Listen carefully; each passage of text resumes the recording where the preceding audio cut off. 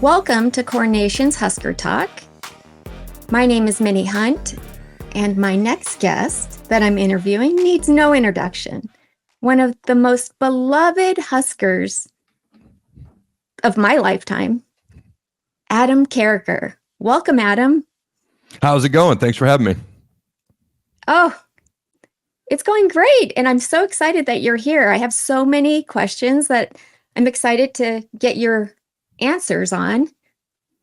And I know you interviewed with Connor from Corn Crazed yesterday. Yep. So he and you guys talked a lot about this next upcoming season. And I'm going to let people kind of refer to that for those types of questions. I have specific questions about this, the coaching and that sort of thing, players. Okay, awesome. So we'll just dive right into it. So growing up, you played baseball, ran track, shot put, long jumps, and played football as both the quarterback and defensive end. Matt Rule encourages multi-sport athletes to the point where he's looking to recruit them. What were the benefits for you playing defensive end as a multi-sport athlete? Oh, man. First of all, to hear a lot of people talk about encouraging. I have 6 kids, so this is something I see and hear about all the time. Multi-sport athletes. And then all of a sudden, when it comes to that coach's particular team, you better be there year round. So to meet people who actually follow through on that is pretty awesome to see. And to be honest with you, very cool to see it at a D1 type level. So for me, some of the benefits, because each game teaches you different things. When you're a pitcher in baseball, everybody's watching you. Like all eyes are on you. And baseball is such a mental game. If you strike out, it's not like in basketball where the ball gets stolen, you got to sprint down the court, try to stop the open layup. You got like 20, 30 minutes for the next 2 to 3 innings to think about that strikeout. And then you might go face the same pitcher. The bases might be loaded with 2 outs. It's such a mental game. So it teaches you that aspect of the game. You know, with basketball and things like that, it's such fast paced and there's so many things that are so quick, so fast. You learn to deal with things when it comes to that. As far as a quarterback, all eyes are on you. And I would say there's even more pressure than a pitcher because everything on offense, like not everything, but probably like 80% of the things, depending on the offense, revolve around what you can do. You know, I was pretty good at throwing the ball. I definitely was not an option quarterback. So we went from running the option my freshman year to the last 3 years that I started. All of a sudden, we were 4 or 5 wide and we were throwing the ball all over the place. And so that was based on my skill set and my abilities and the things that I could not do, which was not run the option. And so you learn all sorts of things and how to adapt physically and mentally. And when you're doing different things with your body, you're learning different ways to move your body. And also you're not wearing yourself out, so to speak. Dr. Andrews, James Andrews, renowned orthopedic surgeon, actually wrote an article about how there's more arm injuries in baseball than there's ever been, just because people aren't doing as many multiple sports with their kids. So they're doing the same motions over and over and over, and the body's wearing out a little bit sooner, leading to more injuries. So I love that Coach Rule's doing that. I do think it's more challenging to do at a Division I level because you are doing your sport year round, and you should be. But I love that he supports that. Mm-hmm. So we talked about you going from quarterback to defensive end, moving those positions. And we know Roll has done that with lots of our athletes. We have some that have gone from defense to offense and then back again. How challenging is that to learn? Going back and forth offense to defense. So I mean, in high school, for me, everybody was doing it. Once I got to college, I never went back and forth at all. I did see guys do it, especially along the lines. You'll see an O-lineman come to defense, or even more often, you'll see defensive lineman go to offensive line. Tends to be the more typical move. And so some of the guys that I saw do it actually had some decent success. Like I watched Jared Helming. Okay, he was a highly recruited defensive tackle out of Missouri, a year ahead of me, Gatorade Player of the Year. He gets to Nebraska, and unfortunately, he tears both of his ACLs. And by the time I got there, he just wasn't moving the same. And you could just see it. And as a defensive tackle, you need to be able to move quicker and faster. Offensive lineman, all due respect, you play a little bit more in a box, so you don't have to. That's not where your strong suit has to be. They moved him to offensive line, and he started at least his senior year, if not his junior and senior year. And he seemed to pick it up pretty quick. So I've seen where guys can definitely benefit from that. I forgot to mention a minute ago, because over the years, I'll ask people that I interview, especially if they're a D1 college coach, hey, what advice would you give young kids? Since I have so many young kids, if they want to try to do better at their sport. And Will Bolt, Nebraska's baseball coach, and John Cook, the volleyball coach, both gave the same exact advice, completely independent of each other. And they advocated for multi-sport athletes. They said they look for multi-sport athletes. Wow. Great answer. Good to know. In 2003, your freshman year, we played Colorado, and you had 3 quarterback hurries and ended a CU drive in the third quarter with a 9-yard sack of quarterback Joel Klatt. That was a hit that fans could hear through their television. What is the recovery like when you hit or get hit that hard? Is it days? Is it ice, heat? What does that look like? Well, it's a lot easier if you're doing the hitting than if you're being hit. I can tell you that much. When I was a quarterback and I got hit hard, it hurt a lot worse than when I was hitting the quarterbacks. That's for sure. That always felt good to hit the quarterback as hard as I could. I don't know. I think each hit kind of varies. I actually remember that play really well going into that week. I wasn't on nickel or pass rush type situations. I had a really good week of one-on-one pass rushes. Coach Jamrog, our D-line coach, comes up to me. He's like, you're gonna go in on nickel situations at D tackle. And I ended up playing really well. Like you said, got my first career sack on Joel Klatt in that game. And so I actually remember that pretty well. But as far as like recovering from hits and things of that nature, I do think, obviously it varies from hit to hit, but I think over time you get used to it and you build up a callus to it. We're all still human. We're not infallible or anything like that. But I think the more used to it you are, the quicker you're going to bounce back. So I think that's another reason defensive players maybe aren't as affected by it as much, because you just naturally are going to hit more in the course of practice because you're constantly tackling. Whereas offensive players might be catching the ball or they might be working on a few other things. So I think that might make a little bit of an impact too. Oh, good to know. Because I get bruised easily. So I'm just picturing that you walk away completely black and blue, but you're saying that you get callous to that. That doesn't really happen. Matt Rule has told us he is looking at how players respond to adversity when things aren't going their way, specifically. When you first got to Nebraska, you were ranked at the bottom of the incoming D-line. And people even went as far as to say you were too slow to play on the defensive line. Can you talk about what you gained by going through that adversity? Oh, man. I still remember getting to Nebraska and I saw the rankings after I got on campus, and then I saw the article. That same guy was never kind to me. He's still in the Nebraska media. I've never said a word to him. He was just doing his job. And while I remember, I hold no ill feelings towards him. So he has no idea that I even saw those or ever knew. But I remember seeing that. And I had a couple of choices. I could get deflated. I could feel sorry for myself. I don't know. Again, I'm not infallible. I'm not going to say there aren't times that I have a bad day or, I don't feel sorry for myself. I'm just like anybody else. And then my wife kicks me in the rear and says, get over it. And I move on. But my response most of the time is to fire up. And so that was my response. And I've told people I didn't come to Nebraska with a chip on my shoulder. I came to Nebraska with a forest on my shoulder. And so that just motivated me. And I could argue it took pressure off me. Nobody expected anything of me. So I was like, what the heck do I have to lose? I'm just going to leave it all out on the field. And so that was just kind of my approach. And, throughout my career, just like anyone else's, there was ups, there was downs, there was positivity, there was criticism. That's just the nature of the beast. And I think I almost became like, if somebody wrote something positive about me, I didn't know how to handle it, to be honest with you.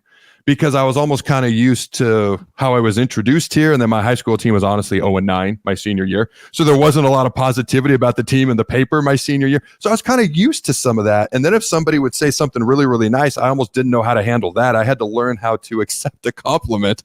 But for me, it was just something that kind of fired me up. And going forward, I think I just became very easily motivated is what I tell people. I'm very easily motivated. Yeah, you were motivated to the point where I'm just curious, how big did you actually get when you were at Nebraska? I've seen videos of you pumping all that weight. I mean, So my biggest at Nebraska was 295. I came in at 247. The first day I walked in the weight room and weighed, I was 247. By the time I was done my senior year, I was 295.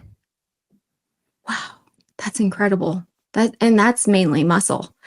I hope so. I'd like to think so. Yeah, yeah. So you played and you practiced on turf when you were at Nebraska. Were there this many injuries during practices when you played? And why do you think we keep losing players before the season starts? That's a good question. We had both grass and turf fields. It's kind of what I mentioned earlier. It's not just, I mentioned baseball earlier with the repetitive use leading to more injuries. I mean, it's a lot of sports. It's baseball, it's basketball, it's football. There are football is probably the sport that's least done year round just because of the hitting and obvious reasons like that. But people are now doing flag football a lot and 7-on-7, which is phenomenal, but you're still doing a lot of the similar movements. You're still putting the same stresses on the body repetitively. And so I think when you get sports specific at a much younger age, it gives you an opportunity to be better. It gives you an opportunity to be better at a younger age. I think you also run the risk of potentially burning that individual out, whether it's mentally or certain body parts, which could lead to more injuries down the road. Because if you think about it, they don't even do two-a-days anymore. So they used to do two-a-days where you do a two-a-day every single day throughout camp. You'd get like one day off a week and then you go back to two-a-days. So they don't even do the two-a-days anymore, which is something that's incredibly tough on the body. Oh, wow. Did you see these types of injuries then in practices? You see them. I just don't think they're as frequent. Obviously, Okay.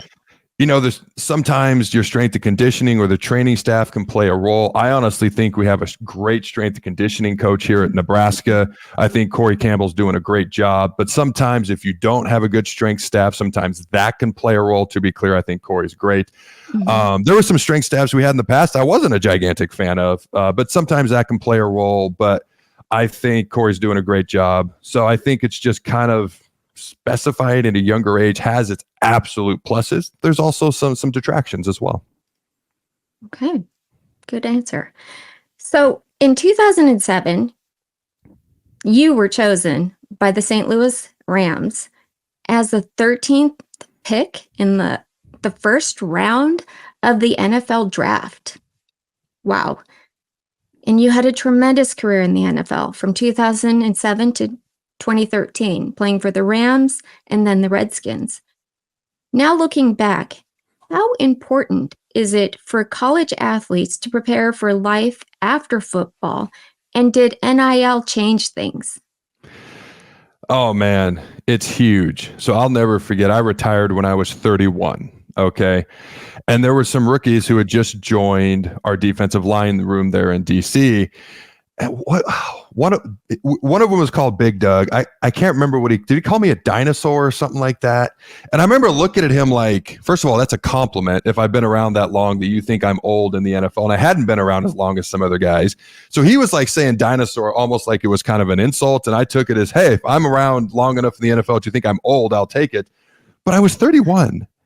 The day I retired, what my dad called me a wet behind the ears, snotty-nosed kid.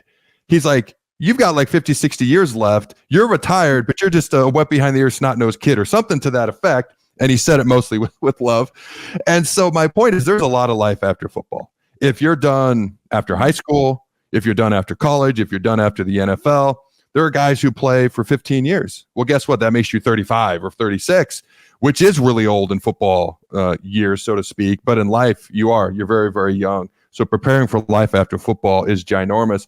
I do think NIL makes a huge impact because there are players who are choosing to come back and play in college football that otherwise would have gone to the NFL because they can get paid to stay and play in college football at a level that's at least somewhat comparable to what they'd make in the NFL, yet you still get to enjoy the college lifestyle and get an education in the process.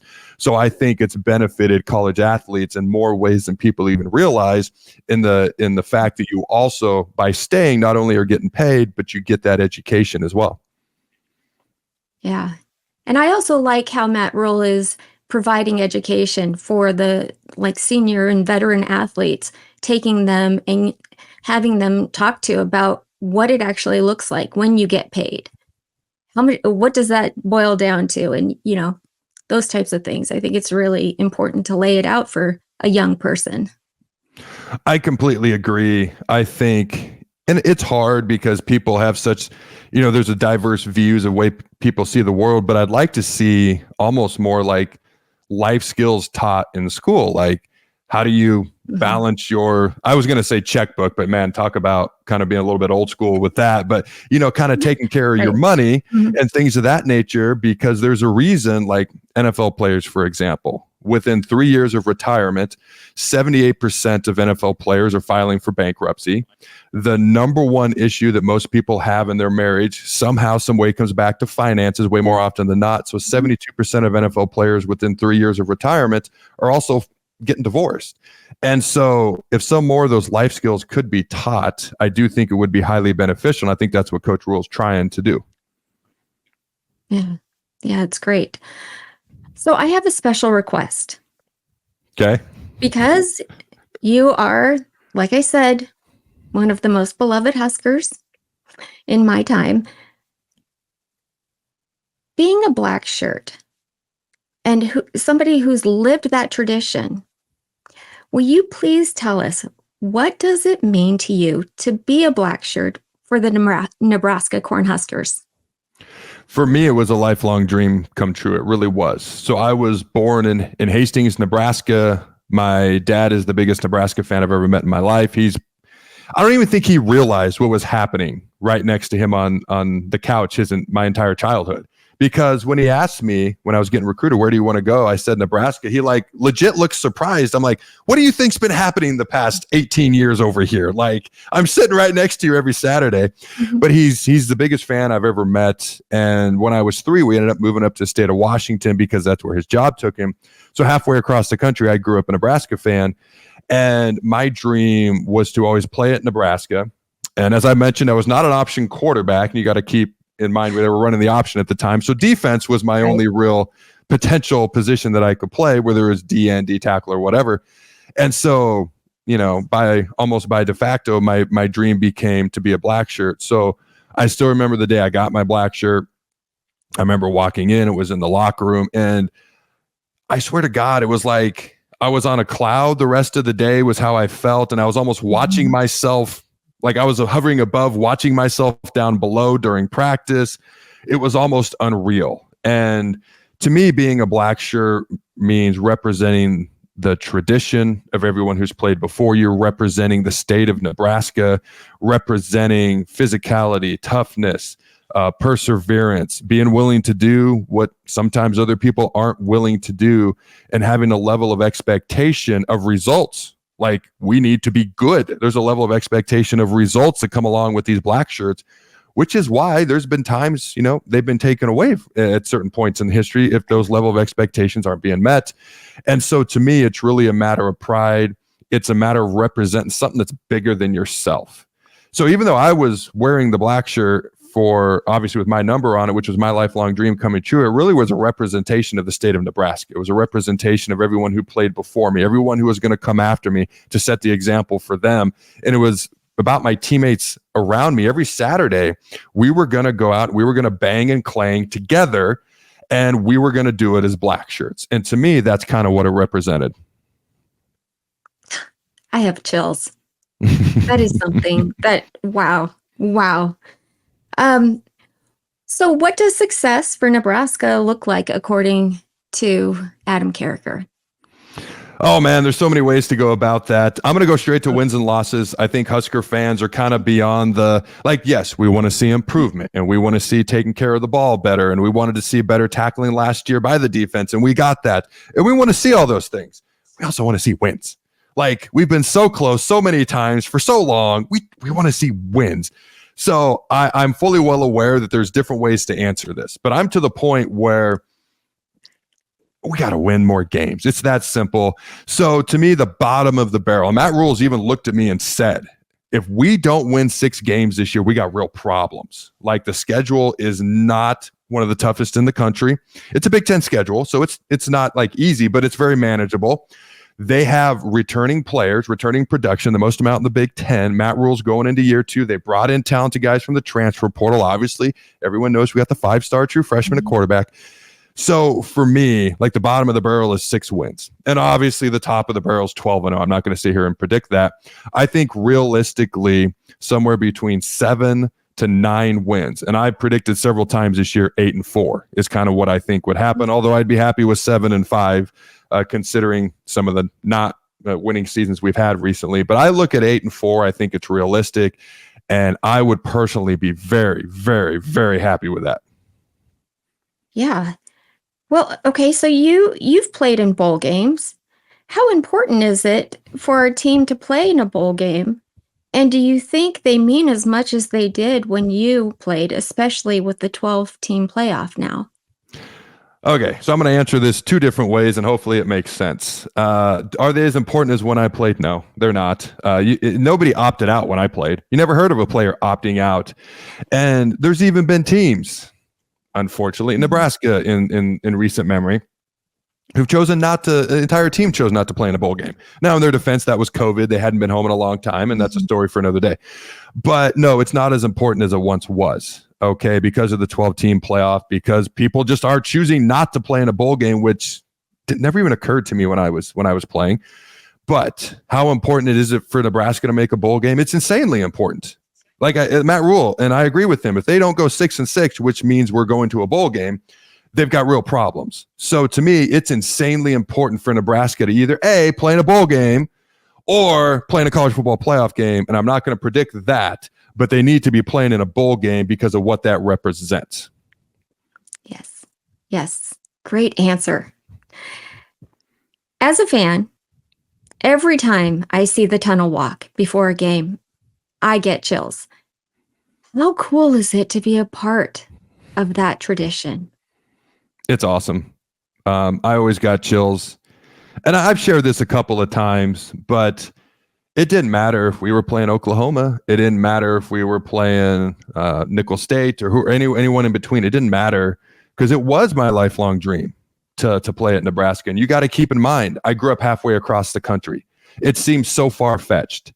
And my high school team was 0-9, which made it, how am I going to go from 0-9 to playing in one of the best programs in the country? In my senior year, Nebraska was number 1 and played in the Rose Bowl. Okay. And so for me, it was just so far-fetched. And I didn't play defensive end till my senior year of high school. I was a quarterback solely all the way to my senior year of high school. And Nebraska at one point looked at me and said, "You're not good enough to play here." And they were talking defensive end because option quarterback was not an option. And so it just seems so far-fetched to me. Just like it was a pipe dream. It was never going to happen. And I'll never forget senior baseball, my senior year, easy for me to say, a kid I'd known since I was 10. His name was Tom Mansfield. He knew I was being recruited by different schools. He goes, "Who are your top 3 schools?" I forget who I listed. It was like Oregon State, Washington State, something like that. And he goes, "No Nebraska?" And it was like blew my mind. I had just deemed it so impossible to play there. It's not that I didn't want to. I just deemed it so impossible that it wasn't even on my radar at that point. Like, no, just not going to happen. So even though they're my dream school, these are the 3. And it just kind of happened subconsciously. So for me, anytime we got to do the tunnel walk and we got to touch the horseshoe, I was very calm. Like if you watch me, it looks like nothing's happening. But inside I was going bonkers. And usually after we come out of the tunnel, we'd be on the sidelines. Up through my junior year, I'd be walking around while they did the coin toss. My senior year, I was a captain, so I'd do the coin toss. And there used to be a few minutes on the sidelines where they'd be playing the song, the crowd would be getting into it. And at some point, I'd get really emotional. Every single home game, without failure. You can ask my wife. We were dating back then. And she would go, "Did it happen?" She'd just say, "Did it happen again?" So yeah, it happened. Yes, it happened again. Because it just meant so much to me. And I know that sounds hokey and I'm supposed to be this big old tough guy, but we're all human beings underneath. And it was my impossible lifelong dream that somehow came true. Yeah, congratulations on that, by the way. You. Do you have any other favorite Husker traditions? Oh, there's actually quite a few. I love the lifter of the year that they give out each and every year. That's something I think is cool. The black shirts is obviously one that I'm going to love as well. The sellout streak, it's like people are like, we have the greatest fans. We have the greatest fans. Bam! We've been selling out every game since 1962. It doesn't matter if we're playing Alabama or Timbuktu. We've got to sell it. Can you say this? Can you say it? No, you can't say this. We have the greatest fans, and I got facts to back it up. So those are some of my favorite traditions. There's even more, but those are probably the ones that are at the top of my list, anyways.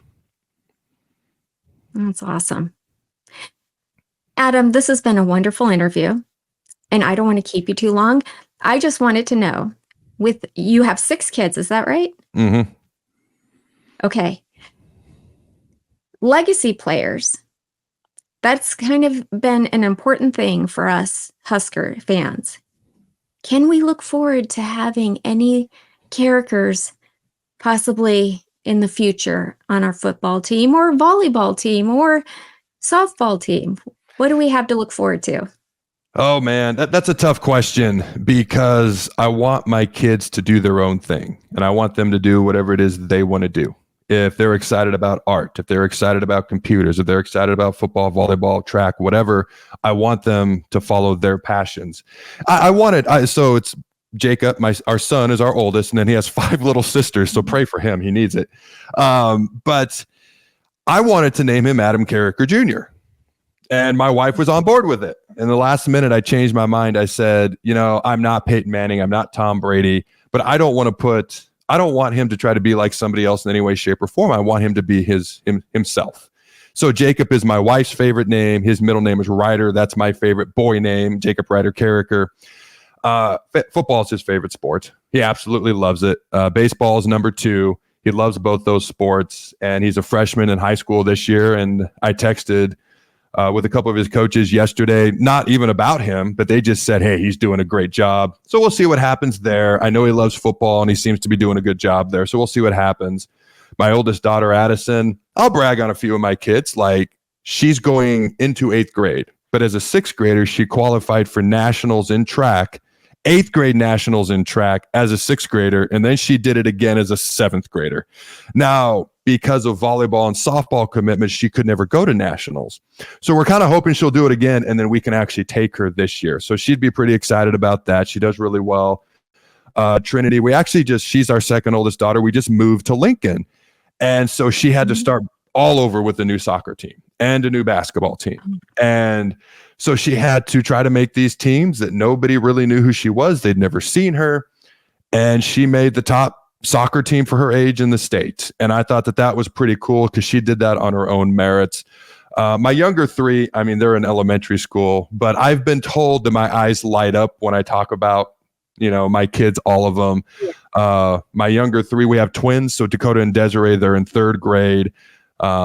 They do very well. And then Jordan, our youngest, who's in 1st grade, she is actually, including Jacob, the tallest and all our kids are like 95th percentile in height and 80th in weight or above. It varies from kid and weight. She is the tallest of all of our kids that we've had at this age, and it's not close. So who knows what she'll be doing one day. Oh, wow. That's exciting. Well, I'll be looking forward to the Carrikers watching them. Thank you, Adam, for a wonderful interview. And I hope to see you at the Colorado game when I come to Lincoln. And I just wanted to let you have this opportunity to let people know where else they can find you. Yeah, so the Carriker Chronicles, since we were moving back to Lincoln, and I tend to take the summers off anyways, although I probably won't going forward being in Lincoln now, but we were moving. So I took the summer off, but the Carriker Chronicles returns this Sunday night, August 25th, 6 p.m. Central Time, YouTube, carrikerchronicles.com. I'm on Facebook and X. People know that. I'm laughing because I just joined the world of TikTok.